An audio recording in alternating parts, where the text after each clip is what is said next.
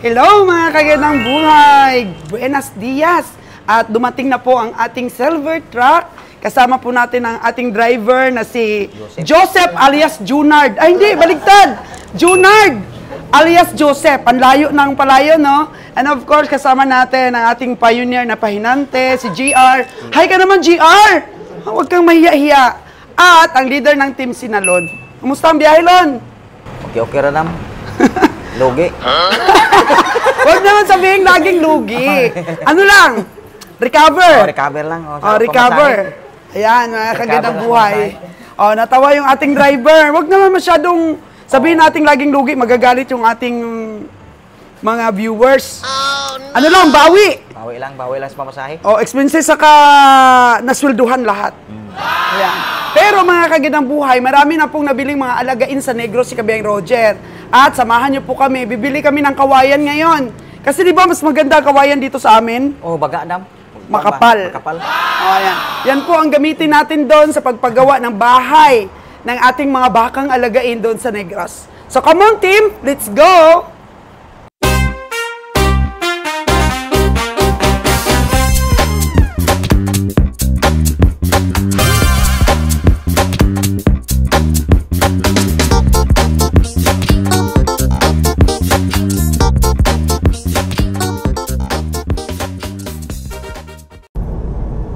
So, ayan po, kasama ko po ngayon si Chimes, ang pugi kong driver. Di ba? So, pupunta po kami ngayon sa Tangalan, doon po malapit sa atin pong inaalagaan ng ating mga baka kapag ka dumating po dito. Ang stopover po nila.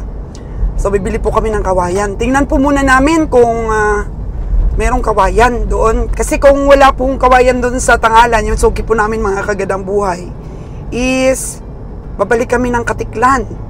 Doon kasi yung isang branch nila. Makikita naman po ninyo mga kagandang buhay yung pinagawa naming bahay doon ng Kambing sa Negros. Talagang makakapal po yung mga kawayan dito. At ang mga taga Luzon po, dito po nagbabackloading din sila ng mga lipak na kawayan kasi maganda talaga ang quality po ng kawayan dito sa amin. Yan. So ito yung isang location, parang maganda yung kawayan nila. Parang hindi palaya, no? Parang fresh pa. Ayan. Tingnan natin kung makakapili tayo. Iba ba yung ari dito, tsaka dito sa kabila? Ayun, meron pa dun sa kabila. Natin. Mga kukulamber po. Masyadong maliit,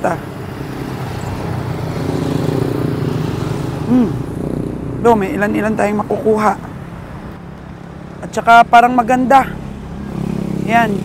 Fresh pa at saka hindi masyadong kumukorb-korb. Straight. Straight siya po. Ano natin? Opo daw. Wala tao dito sa kabila. Ito sa inyo. Ay! Nakaano siya, nakagunting-gunting. Ito. Ito sigurong sizes na to, pero tingnan natin price. Magkano price? Dito sa yan ma'am, 100, 120, 150, 80. Oo. 60. Saka itong 60 yung maliliit. Opo, yun. Pero medyo malaki-laki sa kabila ang 60 nila, no? Sige nga, isample mo nga kung saan yung 60 dyan, kuya. Nakapunta na kami doon sa suki namin, eh. Ang 60 dyan. Tingnan natin, Yan, dyan, sa pinakadulo? Ayan, yan pala sa pinakadulo. Oo. Kasi kuya, lagyan namin ng ano ba? Yung ganito, ng kabitan ng yero. Oo. Dapat dito stick 100. Piliin mo mga tuwid. Piliin mo tuwid, pero mahal 100. Yun ang tag-80 namin. Saan 80? Halos, kunti ang differential talaga niya. Pero yung haba, parehas na. 80? Yung 80?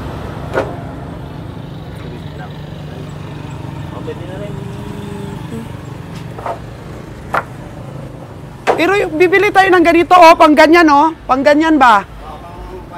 Oo. Magkano ito? 120 ano mo ito? Di namin makukuha sa 100 yan? Hindi, siguro ma'am. Hanggang 110 lang kami, ma'am. 110 lang? Ito mahaba. Siguro, Ako, dapat 100 lang talaga. Kakuha akong 10 dyan. 110 lang, 110. 110 talaga. Pilian tayo ng maganda. So, kuha tayo, no? O sige, pilian mo kami 10. Ano yun ang ano eh? Saan ba dadalhin to, ma'am? Sa Negros. So, dadaan yung malaki kong truck. Maya. Boy! Pili lang kami para mga 60 kasi kunin namin. Bigyan mo kami ng discount. Dapat 100 lang yan. Hindi talaga. Dahil daw sa huling mga kagandang buhay. Sa isang daan, pwede rin yan yung piraso kukunin mo. Pwede mo Ha? Halos na parehas lang naman yung haba niyan eh. Mamakuha lang ng yero. Mahal na yun. Mga 60 lang yung pakuha ng yero. Ito 120. Sige. Pilian mo muna kami ng mga 15 siguro, 15. 15 dyan, oo. Sige. Pilian mo kami dyan. Saan ba tayo nikakarga? Doon, no? Oo, tulungan na namin magkarga. Sige. Tama, papunta doon, no? Pilian mo na kami. Tawagan ko muna yung ano natin. Oo. Para naka ano na, no? Para naka... Hindi na ba tayo pipili-pili pagdating nila? Karga na lang. Ganda nang lagay nila ng manok, oh. Okay. Hindi ko kurso na yan. Maraming kumidya sa natin. Marami, okay. Natin. Ayun, oh, maganda yung mga pangkural na ganun, oh. Maganda yung pangkural mo na yan, oh. Magkano yung pangkural na yan? 20? Hindi ang puhunan yan. Sa huling pa namin. Grabe naman, 20 na puhunan agad. Kasama na hauling. Ayun, no? Pangkural ba? Oo, buo. Tiba yan, pagka kural tayo. Parang bago deliver, no? Malayo pa kasi pinagalingan. Ay, tiko yan, no? Tiko. Ay, dandahan lang. Tiko. Yung matanda, ha, para pagsipa ng baka ay hindi masyadong balik. Ano po, mga kagandang buhay, nakakita na tayo na medyo maganda-ganda pong bila ng kawayan. Ganda yung kawayan nila. Okay. Napili tayo kay Kuya. Ayan po mga kagandang buhay at pinili na ni Kuya yung... Para sa ano nga ito, Kuya? Anong tawag? Parlings. Parlings. Parang parlings siya. Tapos, ito para sa ano? Pagbo po, pagbo. So, bibili po tayo ng pagbo na mga 15 lang. Actually, walang instruction sa atin si Kabeng Roger. So, ako na lang po yung nag-decide. Tapos, yung maliliit na yun ang parlings niya. Tapos ito, nagpapapili pa ako ng... Pwede rin naman pang poste po. 10 lang rin ang aking pipiliin. Bahala na si Kabiyahin nito kung mali. Actually, kung mali po ang bibili natin ng mga sizes, pwede naman pong magawang pangkural o sa ating mga kambing dun. So, 10 po na medyo malalaki. 15 po ito. Tsaka 45 po na pang parlings natin. Yung ang ating napagdesisyonan dahil di natin makontak si Kabeng Roger. At parating na po yung ating truck. Oh no! Hintayin natin ating truck para po makapagkarga na tayo. So, bili po natin dito na pwede po natin gawin na pang poste, 130. 130 po ang isa. At yung farlings po natin is 75. And then, ito po is 110. Yun. So, ang kawayan po dito sa probinsya po namin, probinsya ng Aklan, pinagmamalaki po talaga namin. Kasi wala po ito sa ibang lugar. Kasi sa iba po kawayan, maninipis. Dito po sa amin, good quality. At saka sa bundok pa po ito galing. Ma-assure po natin na matatanda talaga yung mga mabibili nating kawayan ngayon. So sana tama po yung sizes na bibili natin. Hindi natin makontak si Kabeng Roger, siguro busy talaga yun sa pamimili. Minsan kasi walang signal sa mga area natin ng mga livestock auction market. So ayan, hintay na lang natin para makapili. So pinili natin yung medyo maganda. Sabi ko sa kanya ay piliin yung medyo makakapal para po sa poste. Actually, sabi ni Roger, yung puno daw ng kawayan. Pero, para mabilis pong trabaho, di na sila doon maghanap-hanap. Ito, bumili na po ako, sariling desisyon natin. 130. Yan. Ayos ba, Chimes, ang quality? Okay daw, sabi ni Chimes, oh. Si Adonis. Ayan po. Para po sa ating mga baka, para may silungan po sila kung tag-ulan. Actually, sabi ng ibang mga subscriber natin, wag na daw gawa ng bahay ang mga baka kasi nga daw, maano naman daw, matibay naman sa init. Ay, paano kung tag-ulan? Oh, no! So, isisemento po natin, ipo-flooring po natin. Meron po kami doong natira ng mga buhangin sa Negros. Bidili ko talaga yon para mga hollow block. Eh, paano ba ang hollow block? Ewan kung pwede pang gamitin yun. Para po talaga sa kulungan ng mga baka natin. Kasi kawawa pag tag-ulan. Pag nag-stocking po tayo doon ng mga baka, pag walang masilungan pag tag-ulan, napakahirap. Kaya maganda ito para magawan po din po natin ng ano ba, yung kainan. So hindi po masasayang yung mga ano nila, mga pagkain, mga kumpay. Yan po mga improvements natin, mga kagandang buhay, para po sa maganda talagang pag-alaga ng atin po maalagain. At the same time po, para din po sa pag-stock na ating mga baka. O, ayan na po ang truck natin, mga kagandang buhay. Karga na tayo. O, makakatipid po tayo sa materyales, of course, dahil dito po ang source natin. Kakarga natin ng libre sa atin pong truck. Para naman po sa mga taga-Negros na gustong umorder ng ganito, o pang kural ninyo, o pang bambukat po ng inyong bahay o mga pahingahan, pwede po kayo umorder sa amin. Mabilis lang po kasi itong ikarga, yung ganitong lipak na, oh. Ayan po, ginagawa nila. So, medyo malapad po ang kanilang ginagawa na lipak. Ayan, malapad. Oh. Malapad po yan. Pero pag pang-katri naman daw po, siyempre mas pino. Ganun po mga kagandang buhay, oh, pang bambukat. Tingnan nyo po, oh. Ang bambukat po nila. Eh pong negosyong kawayan, wala pong tapon. Kasi kung meron silang mga damage na, ginagawa po nilang kulungan ng mga manok. At ito po is 1, 2, 3, 4, 5. 5 pong division ay binibenta po nila ng 2.5. Pero ewan ko kung may discount pa. Kasi yan po ang asking price. Maybe kahit mga 200, may bawas pa yan. So ito po dito, marami pong nagbabackload to Manila, dito po sa mga lipak na to, mga kagandang buhay. So, meron pong size 6, size 8, ganyan. Ito, size 8 siguro po ito. Yan po, yan ginagawa nila. So, matibay na po ito dahil yung mga kawayan po na medyo laya na ba o yung mga tuyo na masyado, yun pong ginagawa nila. So, mas matibay po yun. Mas matigas. Depende po sa order, mga kagandang buhay. O pwede po kami magkarga niyan para po matulungan din po kayo na magkaroon po ng ganito kaganda po ng mga kawayan sa amin. Yan na po, sinalon. Ay ano, magbabaking ba o buhatin na lang? Mahaba kasi yan. Pag dito kayo. O, magbaking na lang, magbaking. Hanap tayo ng pwesto, mga kagandang buhay. Sabi po ni Nalon, mga kagandang buhay, kailangan sakto lang sa haba sa truck natin, bawal pagka sumobra. Pagsakay ng barko po, hindi pwede. Oh, no! Oh, hindi pwede, pagalitan tayo ng Montenegro. Sakupin na natin lahat yung barko nila. So, kailangan po putulin natin. So, susukat natin na kumasya sa ating truck para po masarap pa rin natin yung ating truck. Tama nga naman po, mga kagandang buhay, para iwas disgrasya at makasakay po tayo ng barko. Ayan, kasi kung mahaba, di tayo makasakay ng barko. O, tama po ang sabi ni Nalon. Kailangan natin putulin. So, susukatin po.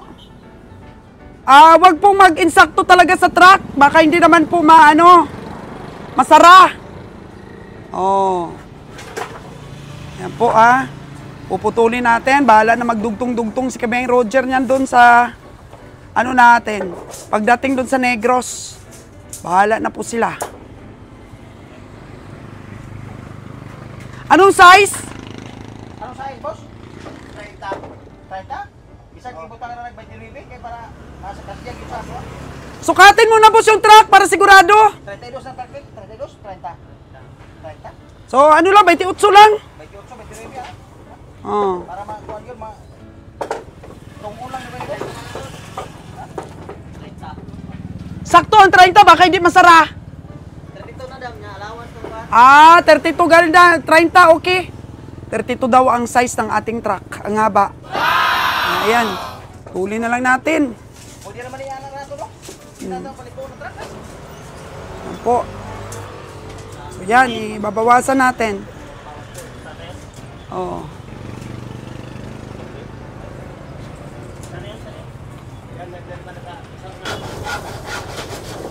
So ayan po yung tig 130 pesos na pangposti po natin. Pinutol natin ang 30, ang haba. Ang poste.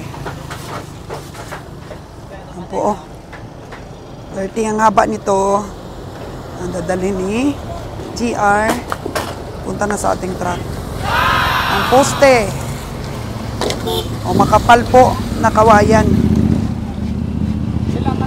Ang poste natin. O 10. 10 na panghaligi. Ito, magagamit pa natin itong kinukuha na pinakadulo ng kawayan. Gagamit pa natin yan. Yan.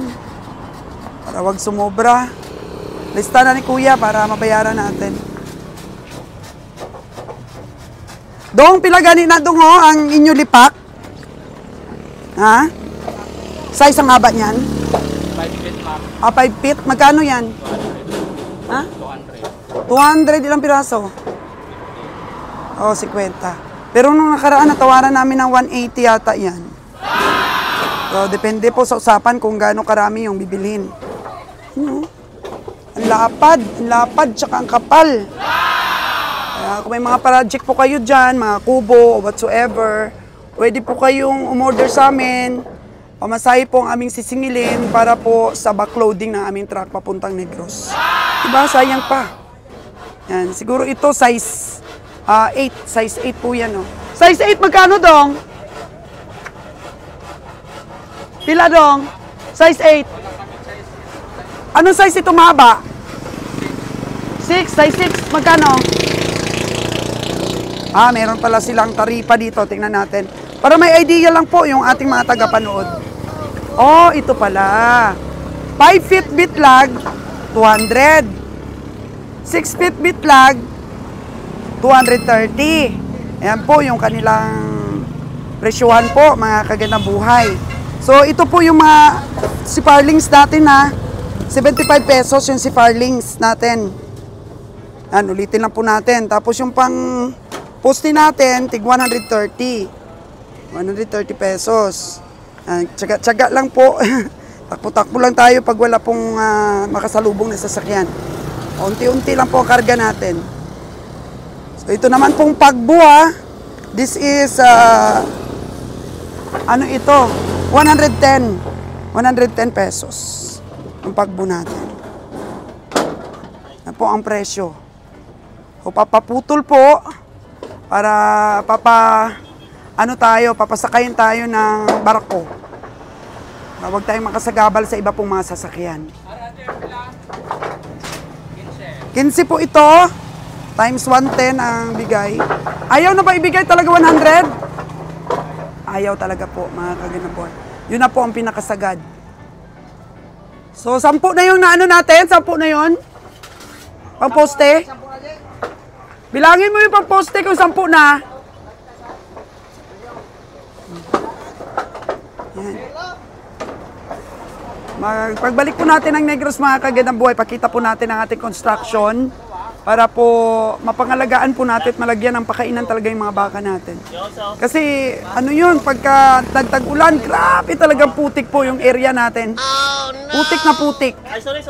Kaya, upgrade natin po, mga kagandang buhay. At alam nyo ba, may tumawag sa akin na taga dito lang sa amin sa Antique na gustong bumili talaga ng mga upgraded na baka. From Negros lang ang gusto.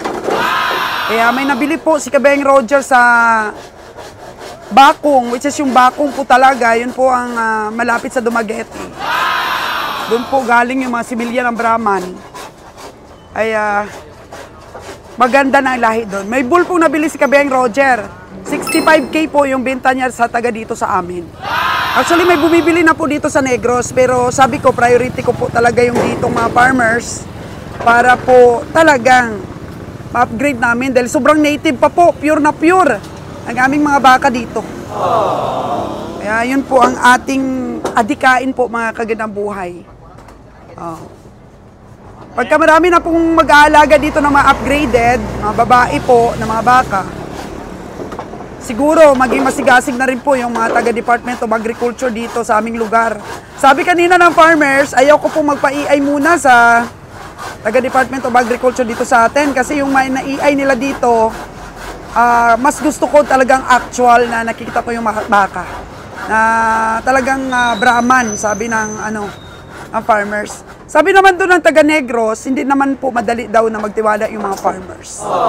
Depende lang daw po kung makita nila talaga yung resulta ng pag-EI. Di ba? Karapatan naman yan ng ating mga farmers po. Kaya yung sa akin lang naman po, at Kabayang Roger, bahala kung sino magbabas dyan sa amin sa mga lahi po at porsyento ng baka na binibenta namin. Ang importante po, nakausap natin yung technician ng taga-EI doon sa Negros.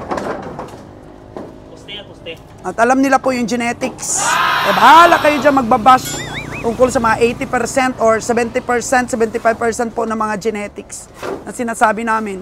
Basta ang importante po, makapag-deliver kami ng upgraded na. Para naman po medyo tumaas-taas pa unti-unti yung breed ng aming mga baka dito po sa aming lugar. Yan po, ang rin talaga ng ating pagsusumikap. So, napaka-early age pa po ng ating pagsusumikap na to. After 10 years po, down na po makikita ang resulta. Kaya tiwala lang po tayo sa proseso. Ano po, mga kagandang buhay. Kasi lagi pong nagwawagi, ang tao po may magandang intensyon, may maganda pong motibo. Kaya sa mga negative, bahala kayo dyan. James na, bahala sila dyan sa mga negative. Basta tayo, hanggat maaari, tulungan natin mga farmers dito sa ating lugar. Diba, Lon? Mag-alaga na rin si Nalon ng malalahi po, mga kagandang buhay. Bigyan natin si Nalon. Unahin naman natin muna ang tindahan ni Nalon na makapag-umpisa na siya. Actually, nag-uumpisa na po siya eh. Bigas pa lang man naman po, Pidge. Pero padala natin siya ng mga grocery by next po na biyahe ng ating truck. Kasi di pa tapos ang pinapagawa po ng mga istante ni Nalon. Hinay-hinay lang. Basta sure ball po sa lahat ng bagay, mga kagandang buhay. Ang mga bagay pong minamadali, yun po ang laging sawi. Oh, no. Ang mga bagay po na pinag-iisipan at kinakalmahan, yun po ang mga moves na maaasahan. Right? Mga kagandang buhay, tandaan po natin yan. Ang laging nagmamadali, laging sawi. Okay? Ito mga kagandang buhay. Meron na tayong resibo, bali 10 pieces na 130 is 13. 15 pieces po na 110, 1650. Tsaka 45 pieces na 75, 3375. Total po 6,325 po para dito sa puhunan ng ating mga kawayan. At kung sino man dyan ang interesado, mga kagandang buhay na magkaroon nito, pwede kami mag-backload nito. Kailangan natin ng pera. Siyempre, yung singilin namin sa inyo, yung pamasahe. Di ba, Dong, no? Pwede kami mag-backload para mas marami pa yung maano nila. Mabenta sa amin pong kawayan. Pati yung mga lipak ng kawayan. Pwede silang mag-order. Kabiyang Nalon, pwede silang mag-order sa atin para may pera tayo. Papunta dun sa Negros. Sa mga interesadong nagpapagawa ng mga baykubo. Yan po. So, bayaran na natin ito, si Dudong, 6,325. 1, 2, 3, 4, 5, 6. Alam mo po, mga kagandang buhay, minsan lang tayo magkaroon ng kapital dito sa mga pabahay na to. Pero matagal nating pakinabangan. Para pag nagtag-ulan, nakita kasi natin noon na nahirapan yung ating mga baka at nahirapan din po tayo na mag-alaga. Kaya ngayon, Kung dati ay nadudumihan yung pagkain nila, gagawa natin sila ng magandang pagkainan para naman po makarelax ang ating mga baka bago sila dalhin sa katayan. At yung mga alagain natin na nabibili at naiipon, maaalagaan po bago natin i-deliver sa mga farmers. Sa mga farmers dyan, shout out po sa inyo. Ipagpatuloy niyan po ninyong ma-inspire para po sa pag-alaga ng ating mga baka. So, 325. So, suklian mo na lang ako. Ayan po. So, from Aklan to Negros, mga kagandang buhay, ang atin pong mga kawayan. At syempre, makikita rin po ninyo yung mga updates nito sa atin pong mga vlogs.